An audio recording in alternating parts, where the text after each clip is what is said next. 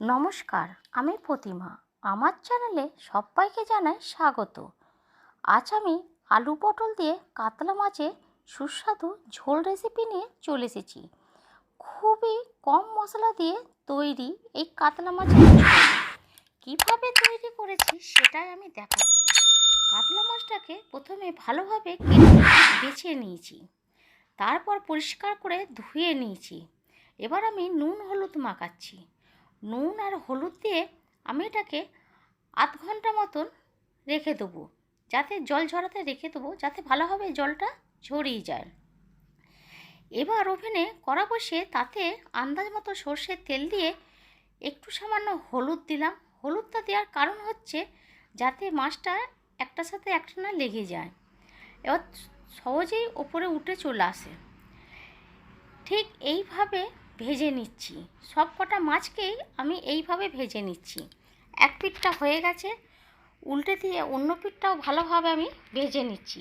এবার দেখুন মাছ ভাজা হয়ে গেছে। এইভাবে আমি প্রত্যেকটা মাছকে ভেজে নিচ্ছি। আমি লেজা মুড়ো কিছুই বাদ দিইনি, সবই নিয়েছি এই রেসিপিতে। এবার দেখুন আমি আলু আর পটল কেটে রেখেছি, টুকরো করে রেখেছি। আলু আর পটলটাকে ভালোভাবে ভেজে নেব। আমি প্রথমে কড়াটাকে ভালোভাবে পরিষ্কার করে নিয়ে তাতে আন্দাজ মতো সর্ষের তেল দিচ্ছি। এবার আমি পটলগুলোকে ভেজে নিচ্ছি ভালোভাবে। অল্প একটু হলুদ গুঁড়ো দিচ্ছি আর অল্প একটু নুন দিচ্ছি। হলুদ গুঁড়ো নুনটা দিয়ে ভালোভাবে আমি মিশিয়ে নিচ্ছি এবং একটু লাল লাল করে যাতে ভাজা হয় সেই জন্যই হলুদ গুঁড়োটা ব্যবহার করেছি। এইভাবে আমি লাল লাল করে ভেজে নিয়েছি পটলগুলো। এবার আমি পটলগুলোকে তুলে নিচ্ছি। দেখুন পটলগুলো ভাজা হয়ে গেছে। ওই তেলেতেই আমি আলুগুলোকে দিয়ে দিচ্ছি। আলুগুলোকেও ভালোভাবে ভেজে নিচ্ছি আমি। এই সময় বলেই আমি আছি প্রতিমা ইউনিক রান্নাঘরের পক্ষ থেকে সবাইকে জানাই স্বাগত। দেখুন এদিকে আমার আলুগুলো ভাজা হয়ে গেছে। এবার আমি আলুগুলো দেখুন একটু লাল লালই হয়ে গেছে। এবার আমি আলুগুলোকে তুলে নেওয়ার ব্যবস্থা করব। আলুগুলোকে আমি তুলে নিচ্ছি। এই তেলেতে আমি একটু জিরে, লঙ্কা, তেজপাতা ফোড়ন দেবো। জিরে, লঙ্কা, তেজপাতাটা একটু ভাজা হতেই এবং সুন্দর গন্ধ বেরিয়ে আসতেই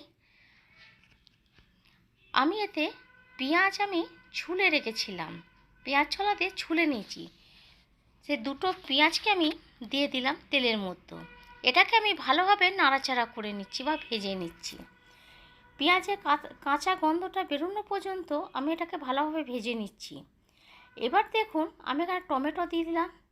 একটা গোটা বড় টমেটোকে টুকরো করে নিচ্ছি, সেই টমেটোকে আমি দিয়ে ভালোভাবে নাড়াচাড়া করে নিচ্ছি আর পেঁয়াজের সাথে ভালোভাবে ভেজে নিচ্ছি।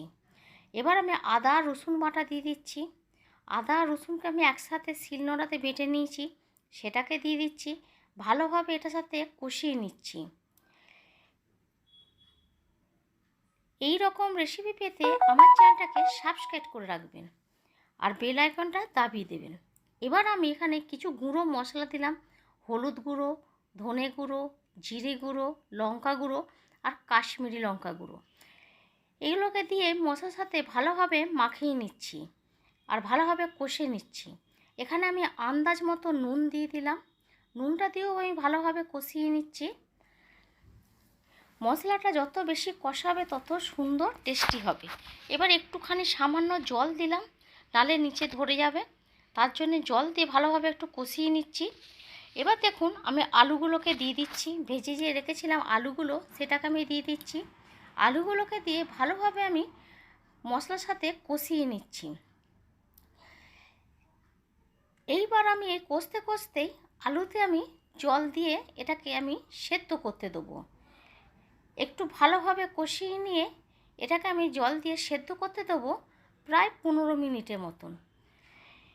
এবার এটাকে আমি জল দিয়ে সেদ্ধ করতে বসাচ্ছি। জল দিয়ে এটাকে আমি ঢাকা দিয়ে দিচ্ছি। 15 মিনিট পর আমি ফিরে আসছি। 15 মিনিট পর ফিরে এসে দেখুন আমার আলুটা সেদ্ধ হয়ে গেছে, কত সুন্দর সেদ্ধ হয়ে গেছে দেখুন। এবার আমি পটল ভাজা যে রেখেছিলাম, ভেজে রেখেছিলাম, সেটাকে আমি দিয়ে দিচ্ছি। পটল ভাজাটা দিয়ে ভালোভাবে আমি নাড়াচাড়া করে নিচ্ছি। পটলটা যদি প্রথমে দিতাম তাহলে গলে যেত, তাই জন্য আমি পটলটাকে লাস্টে দিচ্ছি। এবার আমি ভেজে রাখা যে মাছগুলো ছিল সেগুলোকে আমি সব দিয়ে দিচ্ছি। যে ভেজে রেখেছিলাম মাছগুলো সেটাকে দিয়ে ভালোভাবে আমি ঝোলের সাথে মিশিয়ে নিচ্ছি। এবার আমি 5 মিনিটের মতন এটাকে সেদ্ধ করতে দিচ্ছি। 5 মিনিটের মতন ফুটে উঠলেই এটাকে আমি নামিয়ে নেবো। এবার ওপর থেকে দেখুন গুঁড়ো গরম মশলা আমি দিয়ে দিলাম। গুঁড়ো গরম মশলাটা দিয়ে আমি এখানে ভালোভাবে নাড়াচাড়া করে নিচ্ছি। অপূর্ব টেস্টি এই মাছের ঝোল রেসিপি গরম ভাতের সাথে দুর্দান্ত যাবে। এই রেসিপি আমার রেডি হয়ে গেছে, দেখুন মাছের ঝোল রেসিপি। এবার আমি পরিবেশন করছি। পরিবেশনের জন্য আমি এটাকে অন্য একটা পাত্রের মধ্যে তুলে নিচ্ছি। আলু পটল দিয়ে কাতলা মাছের ঝোল রেসিপি খুব তাড়াতাড়ি তৈরি হয়ে গেছে। অপূর্ব টেস্টি রেসিপি। নমস্কার।